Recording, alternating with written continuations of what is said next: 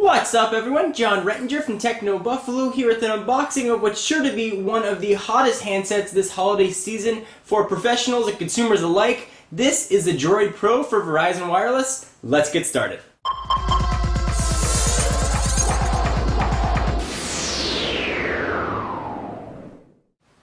So as you can see from the box, the Droid Pro is a form factor that many people have been asking for. It's a touchscreen on the top, it's got a full corded keyboard down below, there's no sliding needed, it's always accessible and available. So let's go ahead and start with the box and we'll talk about the specs as I pull the phone out. You've got a picture of the device on the front. We've got some package content listing on the side, but we'll see that. On the right-hand side, you've got some jumbly stuff about handling and air compatibility.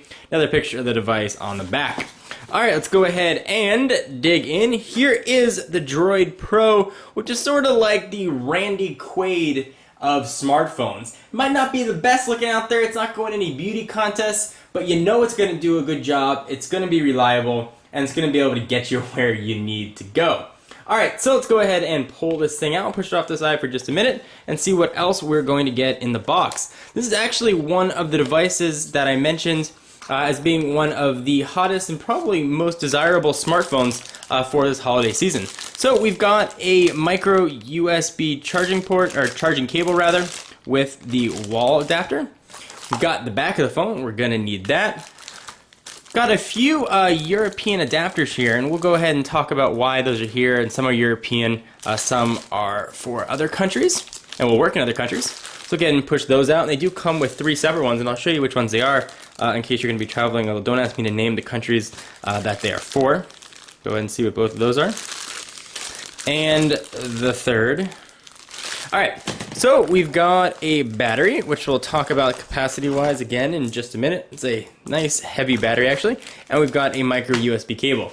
Alright, so enough of all that. Let's talk about the phone and let's go over the specs that this guy is packing because he brings quite a lot to the table.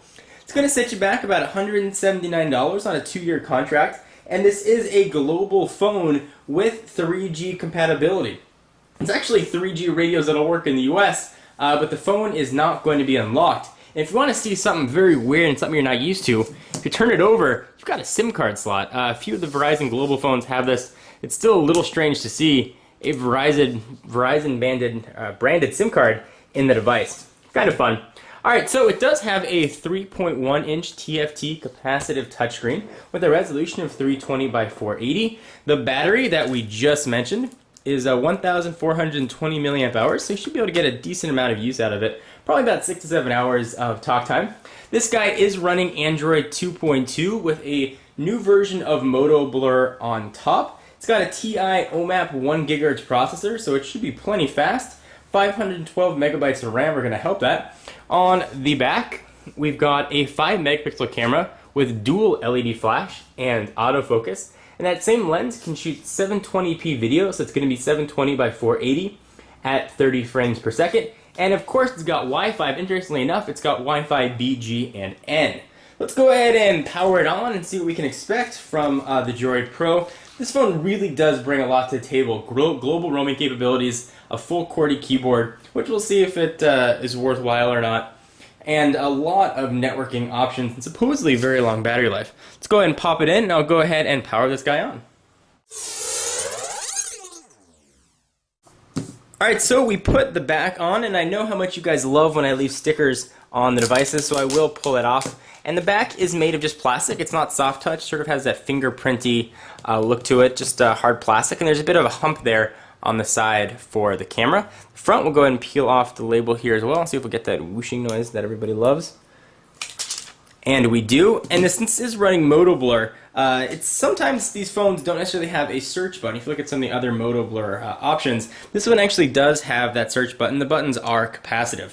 So I will go ahead and power it on. I'll do a tour of what's on the device.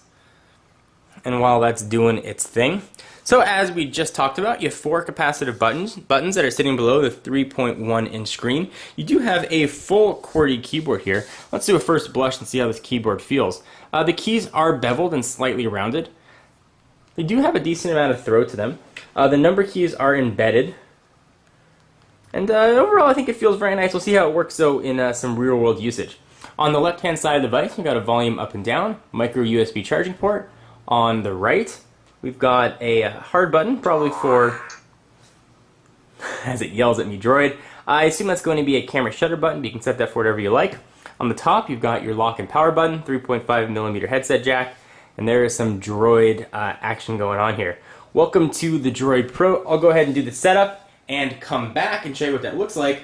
Before I do, let's go ahead and do some size comparisons here so you know what the Droid Pro is going to look like next to some smartphones you might be familiar with. So it's Android stablemate in the Verizon lineup. Here we have the Droid X, 4.3 inch screen versus the 3.1, but this does have a full QWERTY keyboard, so you see from a size standpoint, they're not all that different. If you go ahead and look at them thickness, you can see that they're just about the same. There's a more pronounced camera hump, however, on the Droid X. And from a phone that you guys all are generally familiar with, I think, here is the iPhone 4. Go ahead and see what those look like. And we'll make a smartphone sandwich here with the Droid Pro as the meat in the middle. And you can see what all those look like from a thickness standpoint. So I'll come back in just a minute when this guy is all booted up, set up, and ready to rock.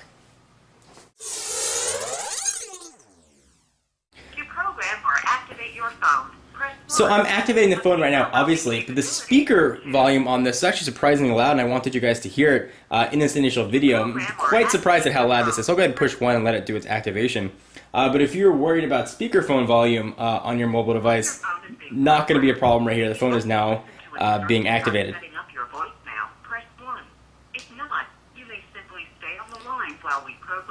So we'll go ahead and simply stay in line when they program the phone. I will say that I would have liked perhaps hard buttons, especially having a QWERTY keyboard here for send and end. I'm going to have to rely on the touch screen for that. So the phone's getting activated, and I'll come back again in just a moment. Alright, so you've got the phone all booted up, and you've got the less obtrusive, I'd say, version of Moto Blur here. There aren't any sort of colors at the bottom like we see on other devices. You can jump right to the home, contacts, or menu. Let's go ahead and take a look here at some of the options that are going to come on it, and what's sort of pre-installed. So all your typical home screens. I have 7 of them to choose from. Let's see what applications are going to be pre-installed on the device. We'll go ahead and jump back to the home, and we'll see what's here that's unique. This is a mobile hotspot capable device, so if you have that planned, you can go ahead and use this to tether, I believe, up to 5 devices.